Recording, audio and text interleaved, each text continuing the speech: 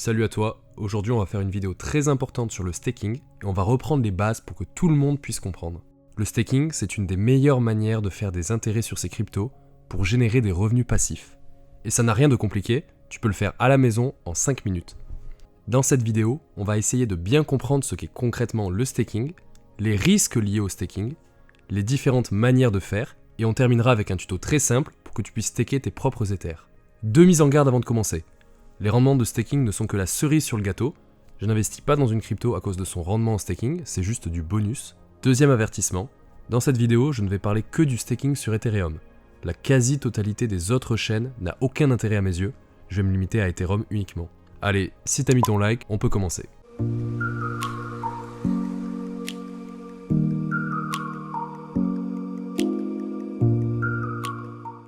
Si tu t'intéresses à Ethereum, tu es sans doute au courant. Depuis l'an passé, la chaîne fonctionne uniquement en preuve d'enjeu, ou Proof of Stake en anglais. La preuve d'enjeu est une des briques utilisées par le mécanisme de consensus d'Ethereum. En fait, c'est assez simple à comprendre si on prend le point de vue d'un validateur. Un validateur, c'est une personne qui va faire tourner un ordinateur pour valider des transactions et les écrire dans un bloc, un peu comme sur Bitcoin. Mais pour être sûr qu'un validateur ne fasse pas n'importe quoi, on doit mettre des garde-fous. Sur Bitcoin, c'est la preuve de travail, et sur Ethereum, c'est la preuve d'enjeu. Le fonctionnement général est assez simple à comprendre. Un staker va gérer un validateur et va bloquer 32 Ethers. C'est donc sa caution. Son validateur va produire des blocs sur la chaîne, et en échange, le staker va recevoir des récompenses en Ethers de l'ordre de 5% par an. Ces récompenses correspondent à une partie des frais de transaction payés par les utilisateurs d'Ethereum et à la création de nouveaux Ethers. Le staking d'Ether présente à la fois des avantages et des inconvénients. On commence par les avantages.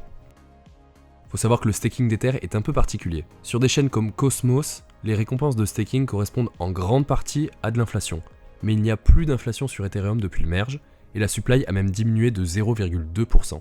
Le rendement de staking sur Ethereum est donc un rendement réel lié à une activité économique on-chain. Le rendement annuel à l'heure où je fais cette vidéo est d'environ 3% par an. C'est assez faible parce qu'il y a peu d'activité sur Ethereum, généralement on tourne aux alentours des 5%. On va faire un petit calcul. Admettons que tu as 10 Ethers aujourd'hui et que tu les places en staking avec un rendement moyen de, disons, 4% par an.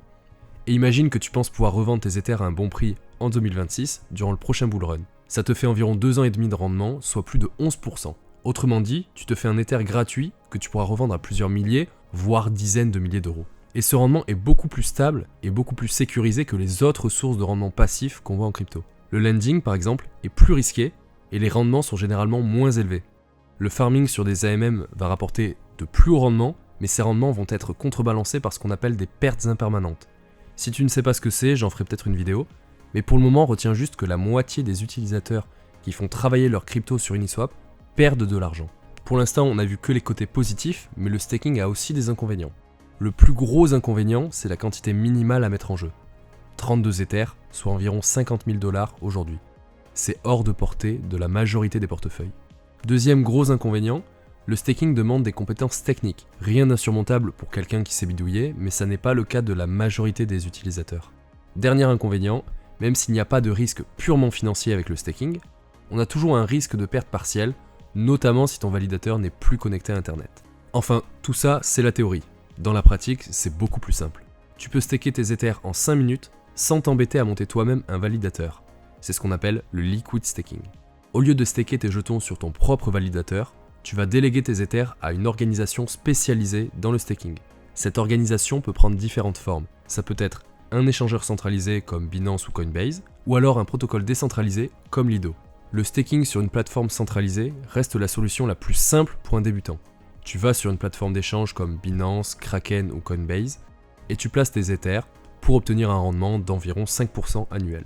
Si tu délègues tes Ethers sur Coinbase, tu vas recevoir en échange un jeton de CB Ether, que tu peux aussi utiliser en défi, notamment sur le L2 Base. C'est ce qu'on appelle un LSD, un jeton de dérivé de liquid staking. Ce jeton représente ta part dans le staking d'Ethereum, c'est une sorte de ticket de caisse qui te permet à tout moment de récupérer tes Ethers stakés. Toutes les plateformes centralisées ne proposent pas un jeton de liquid staking, il faut voir au cas par cas. Parfois, tu peux juste placer tes Ethers et obtenir un rendement sans avoir un jeton qui représente cette position. Si tu ne veux pas passer par un acteur centralisé, il existe plusieurs protocoles décentralisés qui remplissent la même fonction. Le plus connu est évidemment Lido, qui représente 75% du marché du liquid staking. On a aussi deux gros acteurs décentralisés, Rocket Pool avec moins de 10%, et Frax avec 2 à 3%. Les protocoles restants sont quasiment insignifiants pour le moment. Mais une catégorie plus spécialisée pourrait avoir son importance à l'avenir. Il s'agit des DVT, pour Distributed Validator Technology. Aujourd'hui, Lido et Rocket Pool fonctionnent en additionnant des validateurs centralisés, de manière à ce que le système global soit relativement décentralisé. Mais grâce au DVT, on peut construire un validateur opéré non pas par une seule entité, mais par plusieurs entités qui ne se connaissent pas et n'ont pas besoin de se faire confiance. Ces projets sont encore en développement, je pense notamment à Diva, Obol et SSV. J'ai récemment fait une vidéo sur l'airdrop de Diva, mais il y a du nouveau sur le sujet.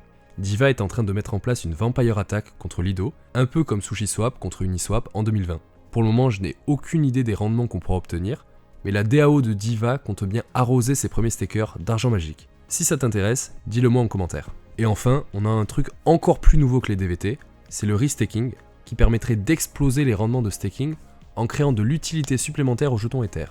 Le seul protocole pertinent dans cette catégorie pour le moment s'appelle Eigenlayer. Je ne vais pas développer plus longtemps, je lui avais déjà dédié la première vidéo de ma chaîne. Mais tu peux retenir qu'Eigenlayer sera un très gros projet dans les prochaines années. Bon, maintenant on passe au tutoriel. On va staker avec Rocket Pool, qui est le seul vrai concurrent décentralisé à Lido. Tu peux aussi passer par Lido, mais il contrôle déjà 75 à 80% du liquid staking, et je préfère contribuer à la décentralisation d'Ethereum en choisissant un protocole concurrent moins connu. Pour obtenir des Ethers stakés via Rocket Pool, on a deux manières de faire. L'approche la plus naïve, c'est d'aller sur l'application de Rocket Pool pour déléguer tes Ethers, mais on peut faire plus optimisé. Plutôt que de minter du REther auprès de Rocket Pool, on va pouvoir acheter des tokens sur le marché secondaire. Évidemment, il faut vérifier à chaque fois que le prix est plus bas sur le marché secondaire que chez Rocket Pool. Le REther est disponible sur Ethereum, sur Polygon, sur Arbitrum et sur Optimism. Tu peux donc en acheter avec des frais très bas. Attention quand même, le prix est en général plus élevé sur les L2 que sur Ethereum. Le meilleur endroit pour le moment pour acheter tes jetons, c'est Defilama. Tu peux aussi passer par Odos. Donc on va acheter notre REther sur Polygon, donc on se met bien ici sur Polygon. On va vendre des Ethers pour des REther. Le REther, tu dois l'importer ici. Et donc on va comparer le chiffre obtenu ici avec le chiffre que nous donne Rocket Pool. Donc là on a pour le même montant, donc j'ai bien mis le même montant, pour le même montant d'Ether, ici on a et ici on a, donc ça doit faire quelque chose comme 0,002%, quelque chose dans le genre. Donc on peut effectivement faire notre trade. Donc on va sélectionner ici l'agrégateur qu'on souhaite utiliser.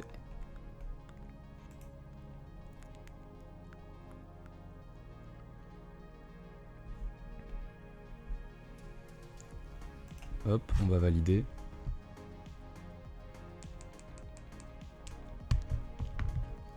On approuve la transaction. Et maintenant on peut swapper.